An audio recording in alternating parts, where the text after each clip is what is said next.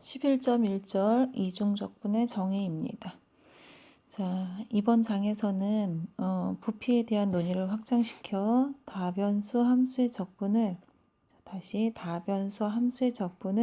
어떻게 구할 수 있는지에 대해서 알아보도록 하겠습니다. 아셨죠? 자, 그 다음에 다변수 함수의 적분을 계산한 다음에 곡선과 곡면 위에서 적분을 다중적분으로 설명할 거고, 이 내용은 벡터장에서의 적분을 선적분과 면적분으로 표현하는 방법과 연결시켜서 공부를 하도록 하겠습니다. 자, 이중적분의 정의입니다. 이중적분을 정의하기 전에 우리는 무엇을 생각할 거냐면, 앞장에서 일변수 함수의 적분에 대해서 생각을 할 때, 자, 간단하게 생각해 볼게요. x축, y는 fx라는 함수가 있을 때 a에서 b까지 어떻게 했냐면 정의역을 n등분했어요. 구분구적법 했죠. 그쵸? 그래서 이 직사각형의 넓이를 가지고 적분을 정의했어요. 이거와 마찬가지로 자, 함수 fxy 이변수 함수가 있고 정의역 r이 있을 때 우리는 무엇을 생각할 거냐면 이 r 영역에서 여기 r 영역에서 z은 fx란 함수로 이루어져 있는 이 입체가 있겠죠. 그쵸? 이 입체의 부피에 대해서 생각을 할 건데 어떻게 생각을 할 거냐면 지금 이 정의역을 일단 우리가 직사각형이라고 생각했기 때문에 얘를 더 잘게 잘라요. 이렇게 잘게 잘라요. 잘랐죠? 그럼 이 영역 안에서 임의의 점을 하나 잡은 다음에 그 점의 함수값을 높이로 가지는 기둥을 세워요. 기둥을. 그쵸? 그럼 여기서도 기둥이 세워지겠죠? 영역 안에서의 포인트는 우리가 원하는 거 아무거나 잡아도 돼요. 여기서도 얘를 잡아서 이렇게 기둥을 세워요. 그럼 이제 이런 식으로 무수히 많은 기둥이 세워지겠죠. 그쵸? 그럼 우리는 기둥의 합은 계산할 수 있어요. 어떻게? 밑넓이 곱하기 높이. 그럼 이렇게 유한개의 기둥의 합을 우리는 뭐라고 표현할 수 있냐면 리만 합이라고 할 수 있고, 그 다음은 얘를 무한대로 보내서 리미트를 취한 값을 우리는 이거의 부피로 정의를 하는 거예요. 아셨죠? 그래서 일변수 함수에서 우리가 구분구적법을 가지고 적분을 정의했던 것처럼 이변수 함수에서도 정의역을 구간으로 자르고 그 다음에 이 구간 안에서의 함수 임의의 포인트 하나에 해당하는 함수값을 높이로 가지는 기둥들을 세워서 이 기둥의 합으로 즉 이중적분을 정의하겠다는 거예요. 아셨죠? 자, 그러면 좀 더 수학적인 내용들은 우리 교재에 쭉 전반에 걸쳐서 나오는데 그런 것들을 쭉 읽어보시고 그냥 개념만 이해하고 넘어가도록 하겠습니다. 자, 그래서 정의가 나와 있죠. 자, 정의.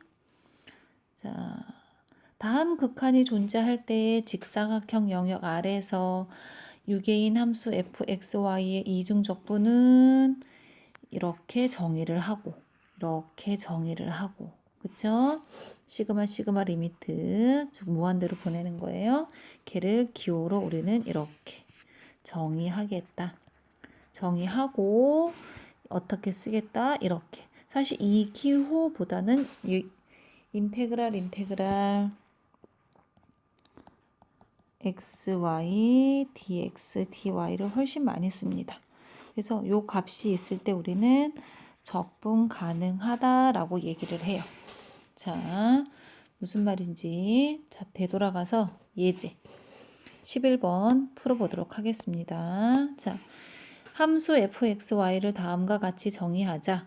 xy 포인트가 모두 유리수이면 함수값을 1로 주고 x 또는 y 둘 중에 하나가 무리수이면 함수값을 0으로 줄 때 이 영역에서 부피가 존재하지 않는다. 즉 적분 가능하지 않는다까지 이야기를 하도록 하겠습니다. 자, 그럼 우리 이제 어떻게 할 거냐면, 자, 그림을 그려보도록 할게요. X축, Y축, 1, 여기 Z축 함수값을 해야 되니까, 그럼 이제 여기 영역이 이렇게 있죠. 그쵸? 그럼 사실은 우리가, n등분을 해서 무한대로 보내야 되는데, 그냥 적당히 3등분만 하도록 하겠어요. 리만 합이 다르다라는 것만 보임으로 인해서 적분 가능하지 않다는 것을 보이도록 하도록 하겠습니다. 3분의 1, 3분의 2. 자, 그 다음에 이제 어떻게 할 거냐면, 이 영역 안에는, 자, 그럼 요점으로 잡읍시다. 이 영역 안에서 임의의 포인트를 잡아요. 그럼 3분의 1, 3분의 1, x, y가 모두 유리수이니까 함수값은 1. 그럼 함수값은 1이 되니까 사실은 요런 기둥이 생기겠죠. 그렇죠? 그럼 요 영역 안에서도 얘로 잡을까요? 일부러 x, y가 모두 유리수인 점을 잡는 거예요. 그럼 함수값이 모두 1이니까 높이가 1인 기둥이 이렇게 영역 안에서 생기겠죠. 그럼 요 영역 안에서도 마찬가지로 이렇게 생겨요. 그럼 결국은 높이가 1인 9개의 기둥이 생기겠죠. 그쵸? 쭉 그려볼게요. 그럼 이 9개의 넓이의 합을 계산하면 얘는 리만 합이 1이에요. 근데 영역 안에서 포인트를, 얘는 잘 안 보이니까 어떻게 잡냐면, 자, 구간이 있어요. 0하고 3분의 1이 있으면 이 안에는 항상 무리수가 존재하겠죠. 그쵸? 여기다가 루트만 씌워도 존재하니까, 그럼 여기서 둘 중에 x, y 아무거나 하나만 무리수여도 된다 그랬으니까 무리수가 되는 점을 잡으면 그에 해당하는 함수값은 0이니까 사실은 높이가 0인 요 바닥면이 돼요. 얘도 이렇게. 그러면 이 영역 안에서 x, y 중에 무리수인 점은 항상 존재하게 되니까 함수값은 항상 0이 되고, 얘를 가지고 기둥의 부피를 잡으면 0이 되죠. 그러면 똑같이 구간은 나누었지만 임의의 점에 대해서 함수값을 높이로 가지는 기둥을 만드는데 걔를 어떻게 잡느냐에 따라서 리만 합이 다르게 나와요. 그러니까 부피가 존재하지 않아요. 다른 말로 적분 불가능이라고 우리는 얘기할 수 있어요. 아셨죠? 그래서 이중 적분이 무엇을 의미하느냐?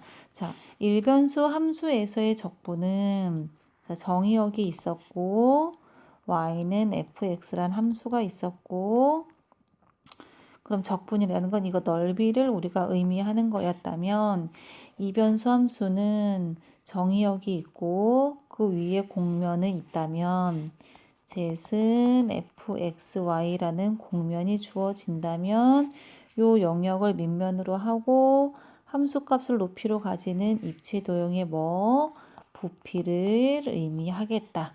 요 의미만 가지고 가시면 됩니다. 아셨죠? 자, 그럼 이제 우리가 생각해야 될 건 뭐냐면, 지금까지 우리가 이야기한 정의역은 직사각형 영역이었어요. 그럼 직사각형 영역이 아닌 경우에는 어떻게 되겠느냐에 대해서 이야기를 계속 해보도록 하겠습니다.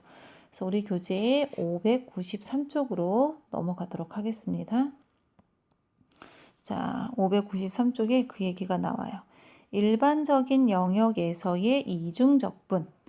자, 일변수 함수의 경우에는 구간 위에서 적분을 구했는데 그 구간은 그냥 직선이었어요. 그쵸? 근데 이변수 함수의 경우는 밑에 그림 11.5에서 보여주는 거와 같이 적분 영역이 직사각형 영역이 아닐 수도 있어요. 그쵸? 그럼 이럴 땐 어떻게 하겠느냐?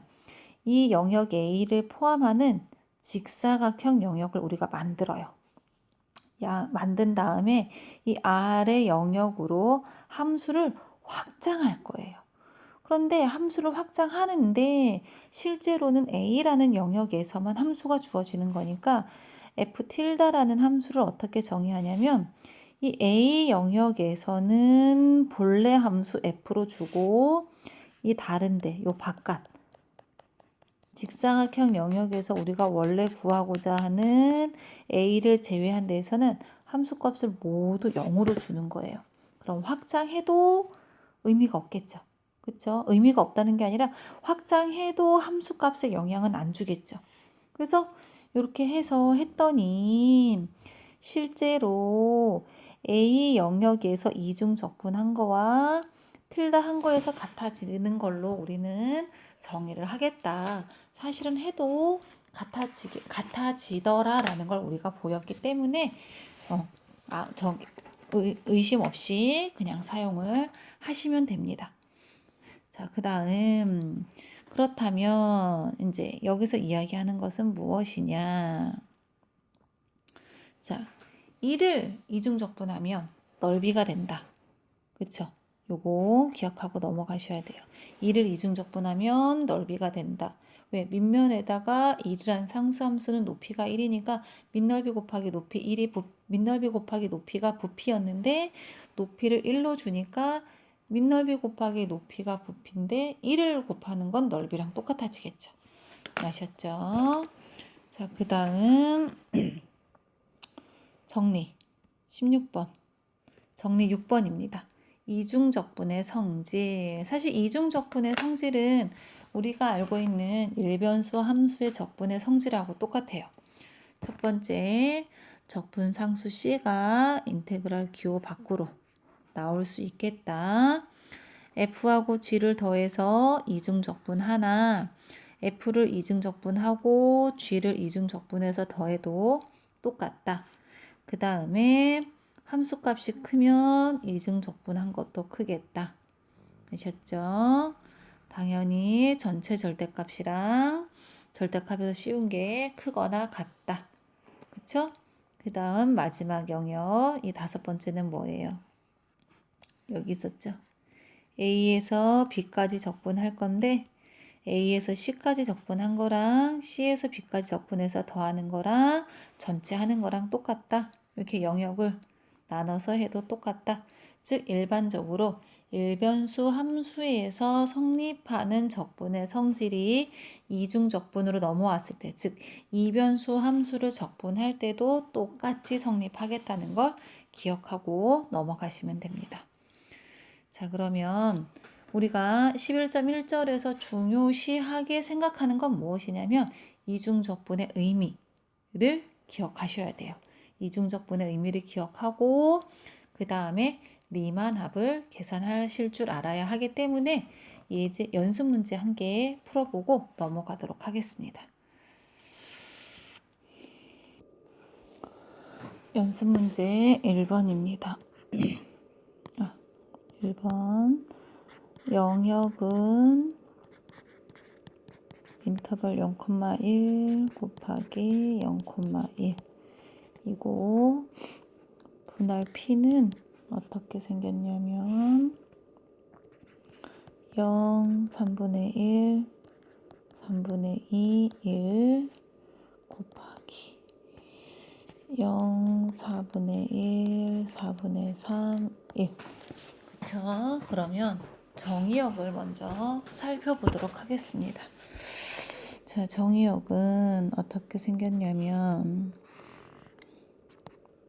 0,1, 0,1 그쵸? 그럼 요 영역이에요. 그럼 이 분할 P라는 건 뭐냐면 0, 3분의 1, 3분의 2, 1 0, 3분의 1, 3분의 2 이렇게 자르고 앞에 게 X좌표죠? 여기 좀 모양이 안 예쁘지만 그냥 봐주세요. 그 다음 여기 4분의 1, 4분의 3 이렇게 분할하겠다. 그쵸? 이렇게 생겼어요. 분할. 그 다음 무엇을 구하라고 했냐면 이중 리만 합 구하여라. 이중적분의 근사값인 식이 R X제곱 더하기 사인 파이 Y dA 그쵸? 그럼 얘는 무슨 뜻이냐? fxy 이변수 함수가 x제곱 더하기 사인 파이 y 이렇게 생겼다는 거죠. 그쵸? 그럼 지금 정의역을 9개로 나눴고 우리 교재에서 뭐라 했냐면 각 격자의 오른쪽 위, 각 격자, 지금 영역이 9개로 나눴는데 오른쪽 위 요점을 표본, 즉 요점을 함수값으로 하는 기둥을 세우겠다는 거예요. 그쵸? 그럼 리만합이니까 여기를 해서 이렇게 위로 기둥이 생기겠죠. 그쵸? 입체적으로 본다면 이렇게 해서 잘라서 얘를 함수값으로 가지는 이런 기둥을 세우겠다. 이런 뜻이죠. 그럼 9개의 기둥의 합 계산해야 돼요. 그럼 기둥의 부피는 밑넓이 곱하기 높이니까 지금 밑면의 넓이만 먼저 쭉 체크해 놓으면 여기가 12분의 1. 그쵸? 여기도 12분의 1. 왜 여기가 3분의 1, 3분의 2였어요. 그쵸? 12분의 1, 여기 6분의 1, 6분의 1, 6분의 1, 12분의 1, 12분의 1, 12분의 1 이렇게 세겠죠. 그쵸? 자, 그러면 이제 찾아봅시다. 자, 영역이 9개니까 지금 여기를 A1이라고 하면 자, 여기서부터 찾아볼까요? A1의 영역에서 생기는 기둥의 부피는 12분의 1 곱하기 F의 3분의 1, 4분의 1. 그쵸? 얘 계산하면 12분의 1 곱하기 뭐가 되느냐? 9분의 1 더하기 사인 4분의 파이. 그쵸? 그럼 12분의 1, 9분의 1 더하기 사인 4분의 파이가 45도니까 2분의 루트 2 이렇게 생기겠죠. 그 다음 여기 A2. 그럼 A2는 어떻게 생기겠어요? 12분의 1 곱하기 요점의 함수값을 높이려 하는 기둥이니까 F의 3분의 2, 4분의 1. 그럼 또 여기다 넣으면 되고, 그쵸? 그 다음 여기 A3. A3도 역시 12분의 1 곱하기 F의 1 곱하기 4분의 1 해서 집어넣어요. 그럼 여기 A4 하나만 더 해볼까요? A4는 그럼 어떻게 되겠어요? 6분의 1 곱하기 F의 오른쪽 위 격자점이니까 여기에 포인트는 3분의 1, 4분의 2. 그쵸? 4분의 3. 4분의 3입니다. 그럼 F 3분의 1, 4분의 3. 그쵸? 이런 식으로 어디까지? 우리가 놓기를 1, 2, 3, 4, 5, 6, 7, 8, 9. 여기 놓기 나름이니까 9번째 영역은 어떻게 생겼느냐? 12분의 1 곱하기 F의 요점이니까 1,1. 그럼 얘는 12분의 1, 1 더하기 사인 파이 해서 이 모드를 어떻게 해야 돼요? 더 하셔야 돼요. 아셨죠? 그래서 더 했더니 어떻게 나오더라? 우리 교재에 27분의 14 더하기 4 루트 2분의 3으로 나오더라. 자, 여러분들은 저는 지금 여기 몇 개씩만 세웠는데 요 과정을 9개의 영역에 나오는 내용들을 정확하게 끝까지 계산하셔서 요까지 찾아서 과제로 제출해 주시기 바랍니다. 아셨죠? 자, 그럼 다음으로 넘어가도록 하겠습니다.